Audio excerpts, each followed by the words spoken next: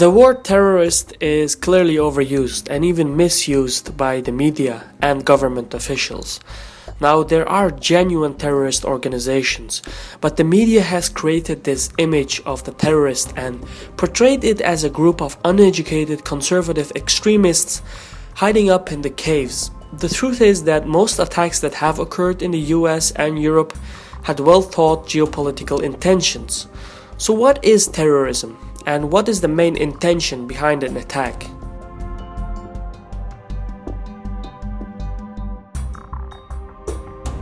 Despite what most people think, terrorism is not really about mass murder.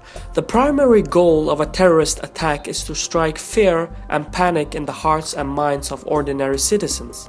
It's all about the psychological impact rather than the physical damage. And when the targeted population responds with hysteria, its behavior becomes irrational, and so the perpetrators get a return on their physical attack.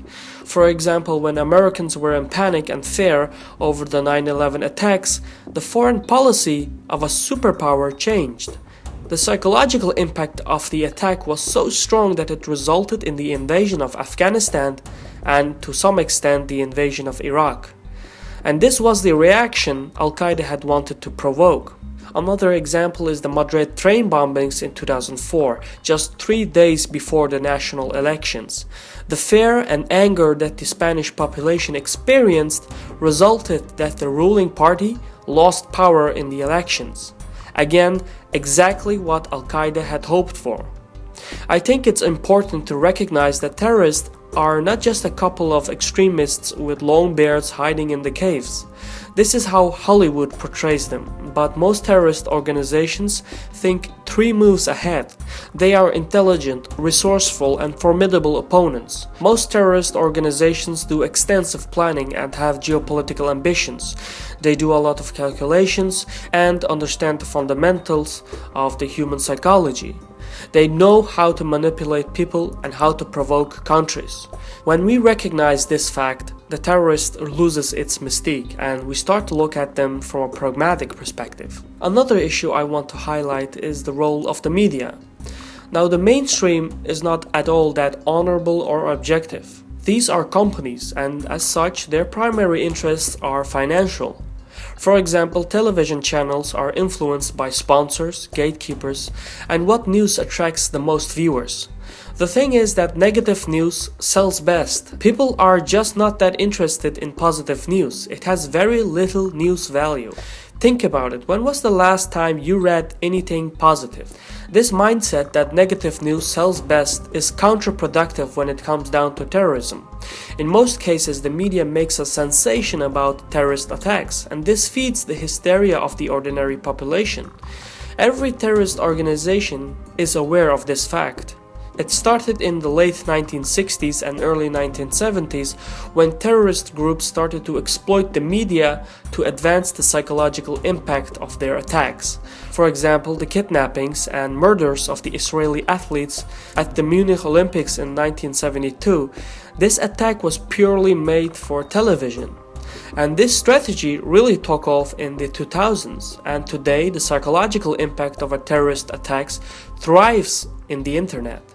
Nowadays, there is non-stop media exposure, and this allows people to tune in and follow the events minute by minute. This amount of media exposure allows the viewer to become secondary victims as the violence unfolds, because the propaganda of the attack becomes far larger than just those in the immediate vicinity. Just think about how watching the 9/11 attacks live on TV affected you at the time. Now, 24-hour media exposure is just how the modern media works. But more than often, the media deliberately builds a sensation around a terrorist attack. And the media is not alone in this. The internet can spread misinformation and fear very quickly over a large portion of the population. The scarier and crazier the story, the faster it spreads and the more the website earns from advertising revenues. So this kind of misinformation builds the hype and further reinforces the psychological intentions of the terrorist organizations. Even governments play along those psychological impacts. Sometimes it's deliberate and sometimes it's just premature warnings. For example, the threat level indicator of the US Department of Homeland Security, all it really did was to enforce the state propaganda by striking fear in the minds of citizens. Some people even acquired parachutes, gas masks, etc. And this kind of fear-based propaganda isn't exclusive to the American government. The French, the British, the Russians, pretty much every government in the world has used fear to mobilize an entire nation into a certain political design. We've seen this happen many times throughout history.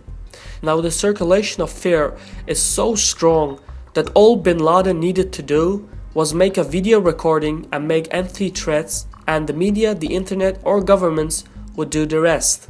That's why even failed attacks are called a success by Al-Qaeda.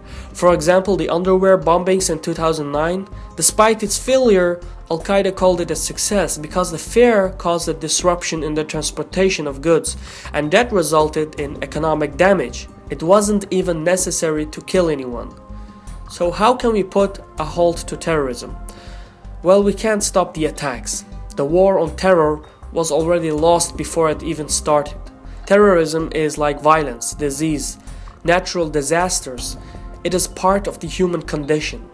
But the image of terrorism, the idea of it, is much more dangerous than the actual physical attack.